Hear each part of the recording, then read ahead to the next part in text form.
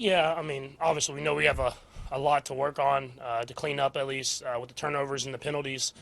But you have to celebrate. I mean, we still won the AFC West, and you have to enjoy that. And I told the guys to do that and enjoy it for like the plane ride home and tonight. But we got a short week this next week, so I enjoy it, and we'll get right back to it.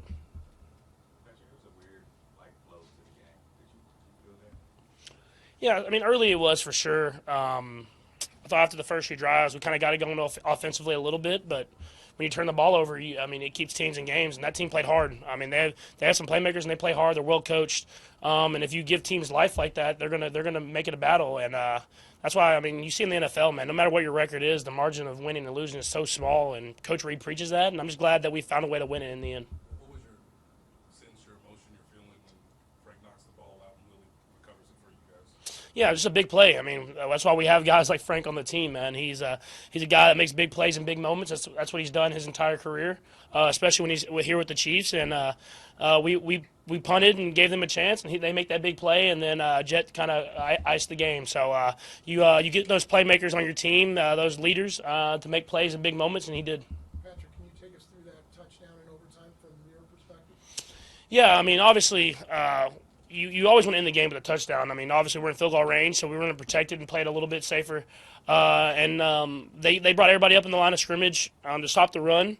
The offensive line washed them down, and then Jet hit the right spot and showed off his speed that he still got. He's getting a little old, but he got a little bit of speed left and got in the end zone. So it was just execution by everybody. Everybody did their job, and when we do that, we're hard to stop. We just got to do that for an entire game. I know I remember in Arizona, back you said there's always something to prove. To start this season, obviously everybody knows what happened in the AFC West. Just what does it mean that you've proven at least this far in the season? Right? Obviously, you guys are still the divisional champs.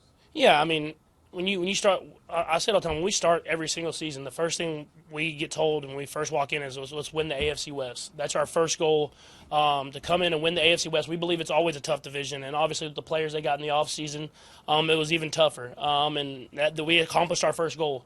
And so our next goal is to try to establish home field advantage. It's not in our hands, but we can do our best to be ready in case we get that opportunity, and then to win the Super Bowl. So we just kind of continue to get better and better. I mean, obviously we have a lot to learn from this game, but we have to continue to get better as a team, so that when we go into the playoffs, we're ready to go to try to make a run.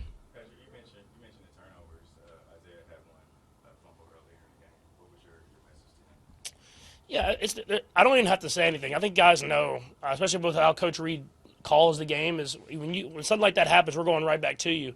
And you saw that with Isaiah. I mean, we started running the ball, and he started running extremely hard, even harder than he usually runs. And then with Juju, he fumbles, and he got some more catches as the game went on. So Coach Reed does a good job of keeping those guys involved, not letting them hang their heads.